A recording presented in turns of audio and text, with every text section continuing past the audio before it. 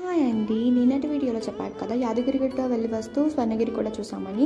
So స్వర్ణగిరికి అయితే వెళ్ళిపోతున్నాం. So Swarnagiri మనం డెఫినెట్గా నైట్ చూడాల్సిన ప్లేస్ అనమాట. సో మీరు ఎవరైనా వెళ్ళాలి అనుకుంటే కనుక morning Yadagirigutta and evening Swarnagiri plan చేసుకోండి. ఎందుకంటే లైటింగ్కి మనకి ఆ వైబ్ చాలా బాగుంటుంది అనమాట.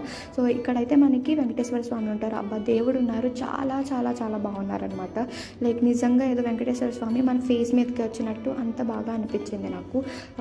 వెంకటేశ్వర స్వామి విగ్రహం మనకి 8 feet ఎంత ఉందనుకుంటా, చాలా పొడుగ్గా ఉన్నారు, చాలా బాగుంది విగ్రహం అయితే. చాలా అసలు వెంకటేశ్వర స్వామి నిజంగా చూసినట్టు అనిపించింది అనమాట. మీరు ఈ వ్యూ చాలామంది ఇన్స్టాగ్రామ్లో చూసుంటారు. సో ఇది ఇలా ఉంటుంది అనమాట. మనకి టెంపుల్లో వాటర్లో విష్ణుమూర్తి పడుకొని ఉంటారు. సో చాలా బాగుంది, అది మాత్రం నిజంగా ఏదో వైకుంఠం చూసినట్టు అనిపించింది. మీరు ఎవరైనా యాదగిరిగుట్ట ప్లాన్ చేసుకున్నామంటే డెఫినెట్గా స్వర్ణగిరి విజిట్ చేయండి.